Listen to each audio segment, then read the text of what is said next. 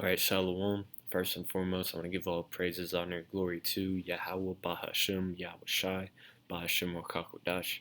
Double honors to the apostles and elders of Great Millstone, who rule well and teach well.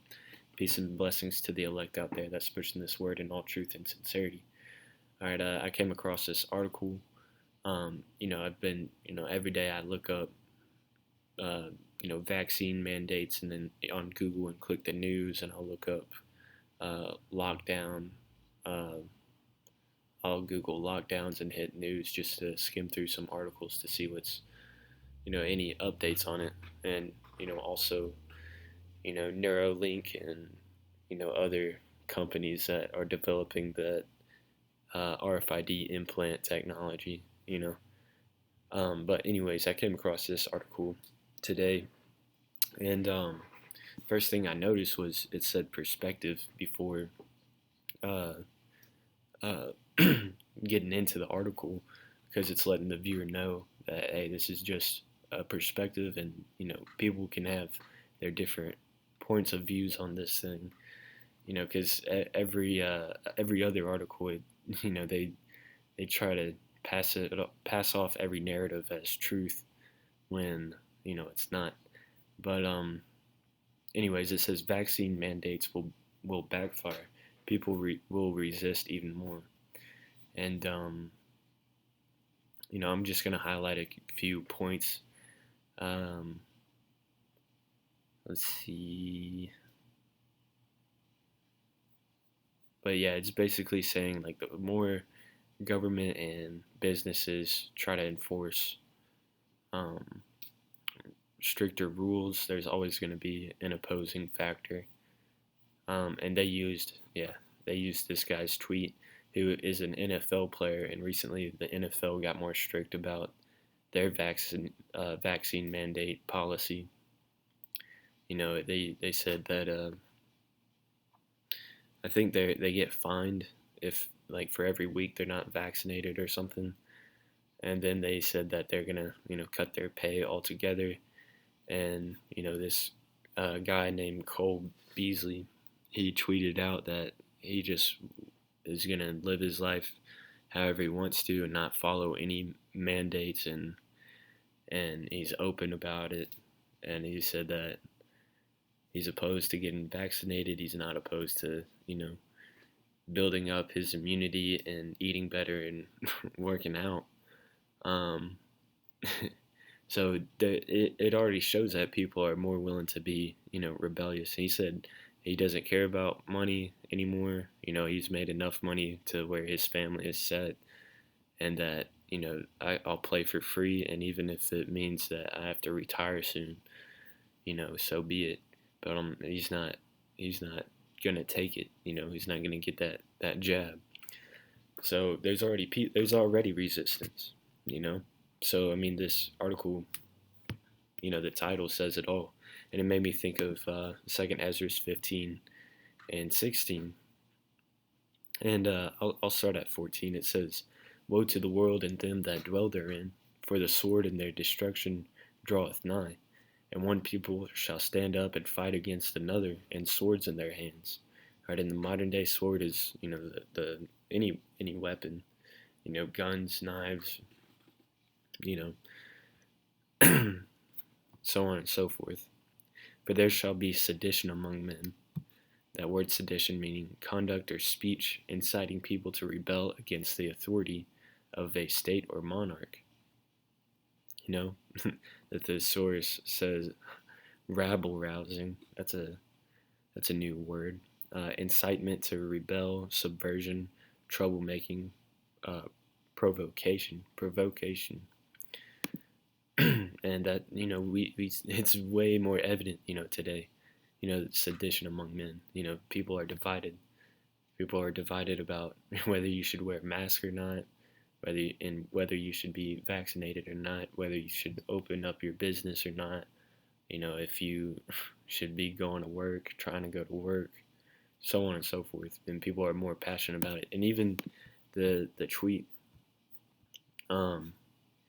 you can look it up for yourself, but all the comments, he's got 23,000 comments under him. You can guess what all of them are saying, right?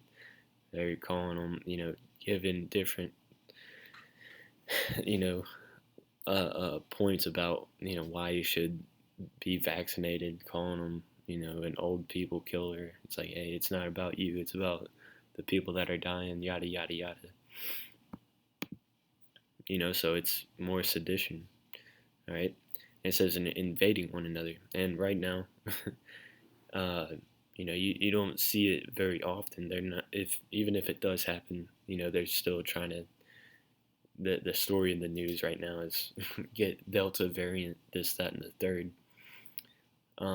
But let some lockdowns happen, and you'll see how people are gonna rebel and resort if they can't go to work because they're unvaccinated because of the um, strict laws. Then they're gonna start invading one another.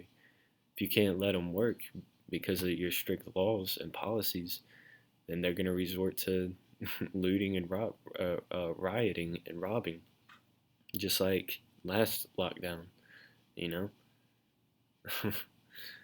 know, people that couldn't eat, they resorted to do bad things. It says, "They shall not regard their kings nor princes, and the course of their actions shall stand in their power."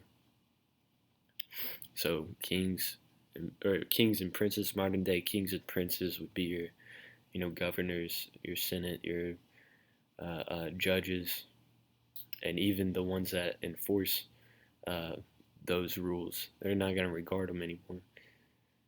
And the course of their actions shall stand in their power. So that's anarchy. Yeah, I'm pretty sure that's the definition for anarchy. And then verse 17, a man shall desire to go into a city and shall not be able.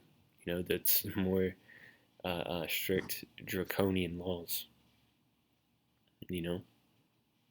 That, military checkpoints. Even during the lockdown, you could only be out if you were conducting essential business, what they deemed as essential business. So if you got pulled over and didn't have, your manager write off on your freedom papers, then you could have been escorted back home or told to go home, you know. But that was just like a test run, just to see if people would comply. But whenever this next time, they're gonna hype up the seriousness of it, and they're gonna use that as an excuse to execute those laws and policies more stricter. Um, it says, "For because of their pride, the city shall be troubled, the houses shall be destroyed, and men shall be afraid. A man shall have no pity upon his neighbor, but shall destroy their houses with the sword, and spoil their goods because of the lack of bread and for great tribulation." So yeah, things are gonna get more intense. You best believe it. All right, and with that, let's go to Revelation 2 and 10.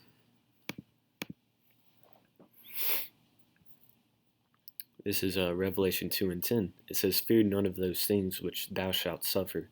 Behold, the devil shall cast some of you into prison, that ye may be tried." So, hey, here at Great Millstone, and this vaccine is just a prelude to the mark of the beast written about in Revelation 13 and 16. All right, getting you used to getting injected and saying that you can't work or have fun unless you take you take the jab, and then they're gonna say the same thing with the mark, all right, the RFID implant. It's for the betterment of civilization, and if you don't take it, then you're an enemy to society. You're posed as a threat. But it says, and you shall have tribulation 10 days. And they say that's the new time period for quarantine is 10 days. At first they said 14 days, and then they went down to 10. Then I've even heard as short as a month or as a week, and sometimes it's even as long as 2 months. So it says, "Be thou faithful unto death, and I will give thee a crown of life." So yeah, we're prepared to to die for Yahweh Shem Shai. Because we know that it's not really about a virus. It's about the uh, Edomites trying to get control over the earth. This is Revelation 12 and 12. It says, "Therefore rejoice, ye heavens, and ye that dwell in them. Woe to the inhabitants of the earth and of the sea, for the devil is come down unto you, having great wrath." That word wrath, goes into anger, all right? And why is he so angry, even though he has all the power right now? It says, "Because he knoweth that he hath but a short time." He knows that his time is up. He knows that these are the end times, all right? So he's kicking and screaming because, he has to hand over the Xbox controller, so to speak, like a whiny little baby. It's not his turn to play anymore. He's got to give he's got to give his little brother the rule over the world now. And because of it, he wants to enforce all those um, strict mandates. He's gonna try to chip the whole world, man. And he's not gonna get away with it, all right? Because the Lord's gonna leave a remnant of Jacob to for salvation. All right, but I'm gonna wrap it up. I'll end it there. But once again, I'm gonna give all praises, honor, glory to Yahweh Ba'ashem Yahweh Shai Ba'ashem Rakakwadash. Shalom.